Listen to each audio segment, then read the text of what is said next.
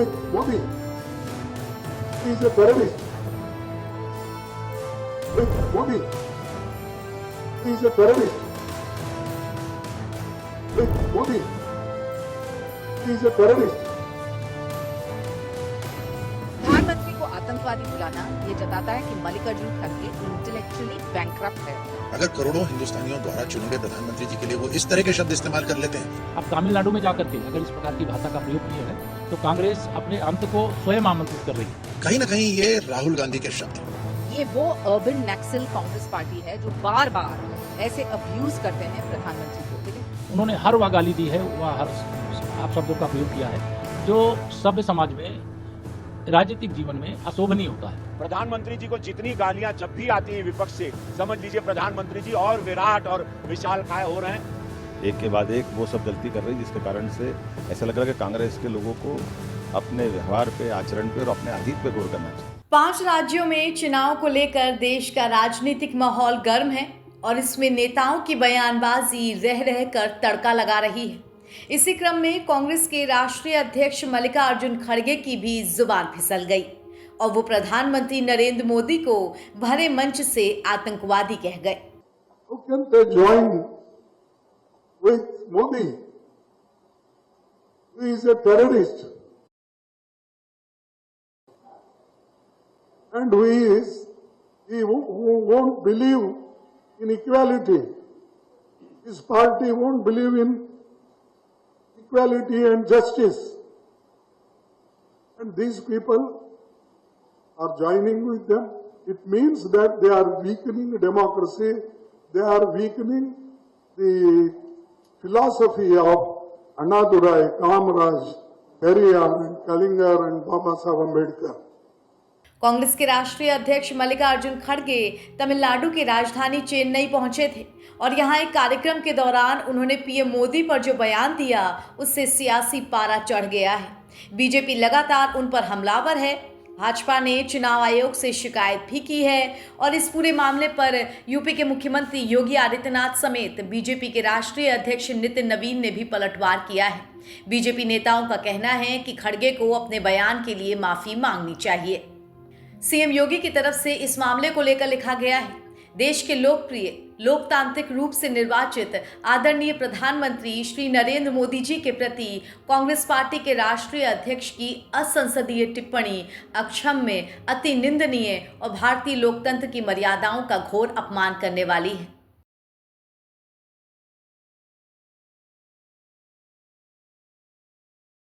वहीं देश के गृह मंत्री अमित शाह ने इस बयान पर लिखा है कि हर दिन कांग्रेस अपने व्यवहार में नए निचले स्तर पर गिर रही है, पब्लिक में बातचीत का स्टैंडर्ड गिराने का अपना ही रिकॉर्ड तोड़ रही है।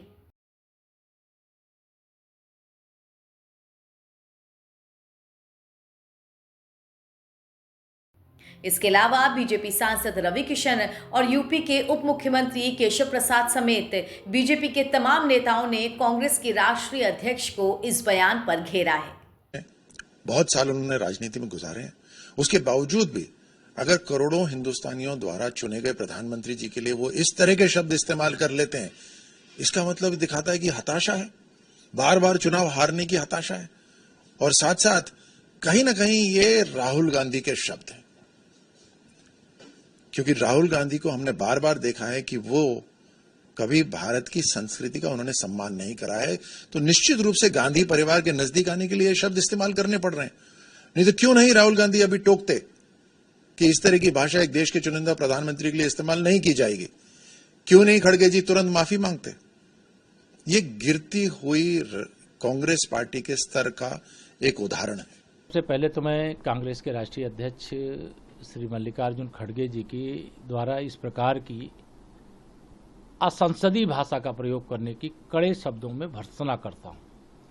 लेकिन कांग्रेस की डिक्शनरी में जितनी भी गालियां होती हैं, जितने भी अपशब्द होते हैं, बारी बारी से उनके सभी नेताओं ने, चाहे श्री मल्लिकार्जुन खड़गे जी हों, चाहे श्री राहुल गांधी हों, चाहे श्रीमती सोनिया गांधी रही हों, चाहे उनके अन्य नेता रहे हों, उन्होंने हर वह गाली दी है, वह हर आप शब्दों का प्रयोग किया है जो सभ्य समाज में राजनीतिक जीवन में अशोभनीय होता है।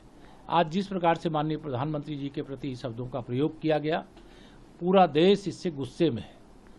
इसके पहले उन्होंने केरल में भी इसी प्रकार की बयानबाजी की थी, राष्ट्रीय स्वयंसेवक संघ को लेकर के, भारतीय जनता पार्टी को लेकर के।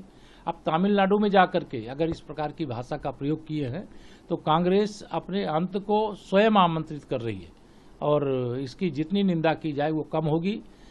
एक द्वापर में प्रसंग आता है, भगवान श्री कृष्ण को गालियां देने का सबसे ज्यादा काम जिसने किया था वह शिशुपाल नाम का व्यक्ति था और 100 गाली माफ करने का भगवान श्री कृष्ण ने अपनी बुआ को वचन दिया था, जो शिशुपाल की माता जी थी, वचन दिया था कि अगर 100 गाली तक देगा तो मैं इसे माफ कर दूंगा, लेकिन 100 के बाद माफ नहीं करूंगा।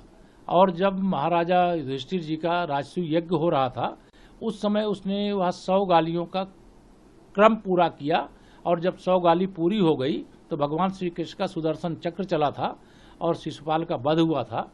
कांग्रेस का मैं हत्या करने की बात हम इस समय नहीं कर सकते, उस समय की परिस्थिति, लेकिन कांग्रेस का राजनीतिक रूप से देश की जनता जरूर वध करेगी। देखिए, कांग्रेस को पता चल गया कि देश की आधी आबादी उनके इस घृणित पाप को कभी माफ नहीं करेगी।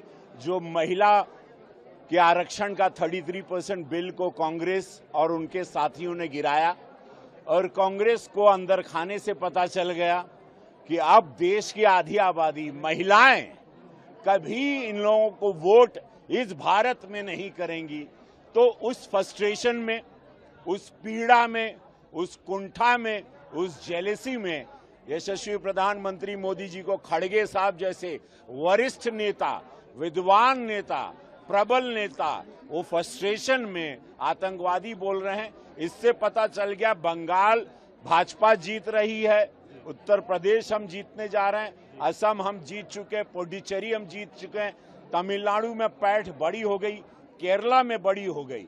प्रधानमंत्री जी को जितनी गालियां जब भी आती है विपक्ष से, समझ लीजिए प्रधानमंत्री जी और विराट और विशालकाय हो रहे हैं। तो खड़गे साहब, आपकी फ्रस्ट्रेशन के लिए आपको बधाई।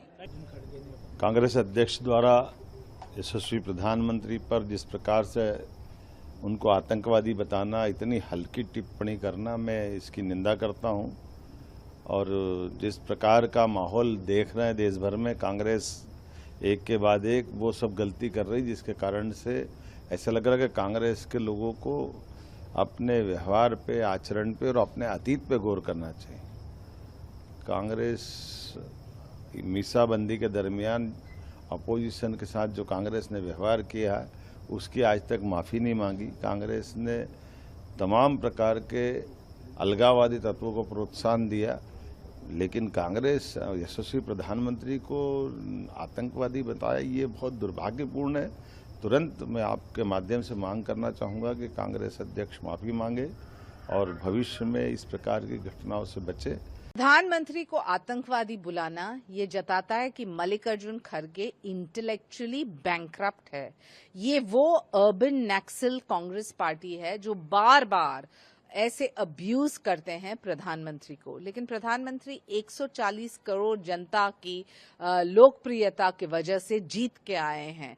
खैर, आपको ये क्रैश डिस्प्ले बार बार जताना पड़ता है क्योंकि आपको अपने आप को उजागर करना है। आपके नेता राहुल गांधी ने आदरणीय प्रधानमंत्री को ओसामा बिन लादेन बुलाया। आपने स्वयं कहा कि पहलगाम के कोई अटैक नहीं था और वो आतंकवादी नहीं थे।